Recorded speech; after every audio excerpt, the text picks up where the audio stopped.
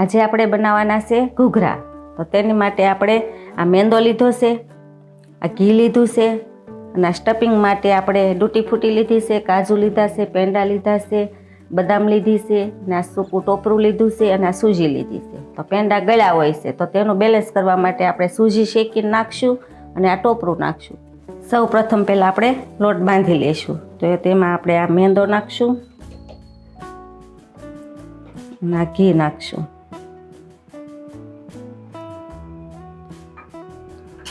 અને સહેજ તળેલી ખાંડ નાખશું.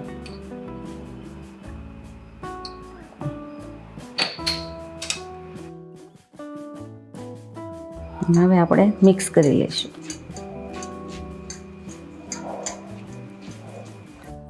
આપણું મણ પરફેક્ટ દેવાઈ ગયું છે.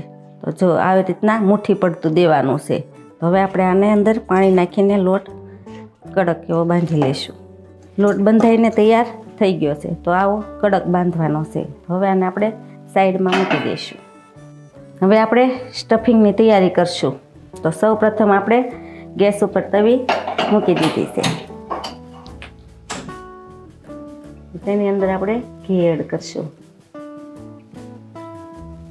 અને આ સૂજી શેકી લેશું.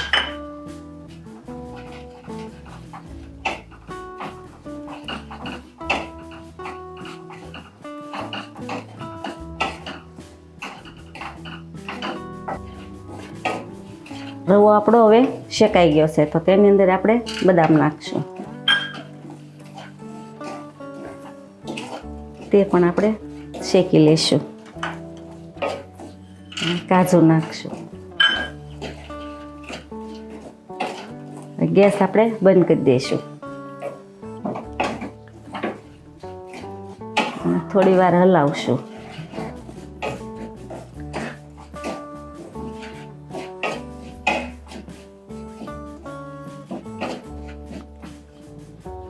આની અંદર આપણે ટોપરું નાખશું.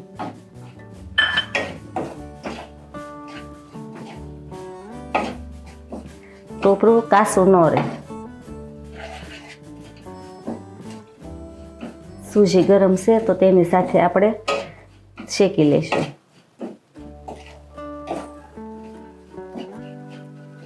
હવે આને આપણે ઠરવા દઈશું. નીચે ઉતારી લઈશું. ઠરે પછી આપણે અંદર પેંડા એડ કરવાના છે અને ડૂટી ફૂટી આપણે પછી એડ કરશું. મિશ્રણ આપણું ઠરી ગયું છે. તેની અંદર આપણે ડૂટી ફૂટી એડ કરી દઈશું.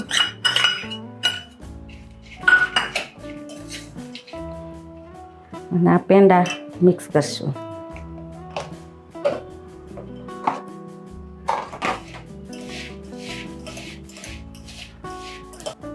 આપણું સ્ટફિંગ તૈયાર થઈ ગયું છે.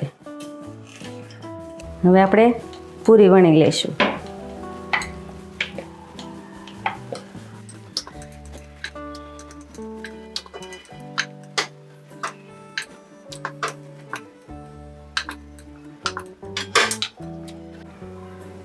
આ રીતે આપણે પૂરી વણીને આમાં રાખી દઈશું.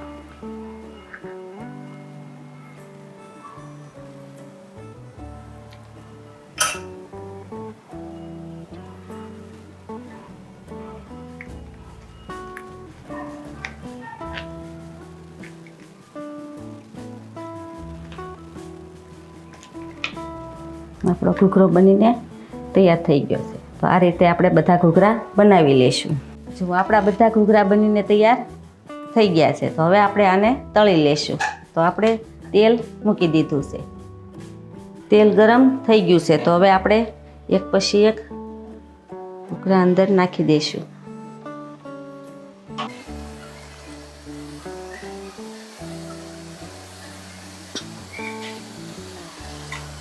આપણે તળાવા દેવાના છે બદામી કલરના થાય ત્યાં સુધી.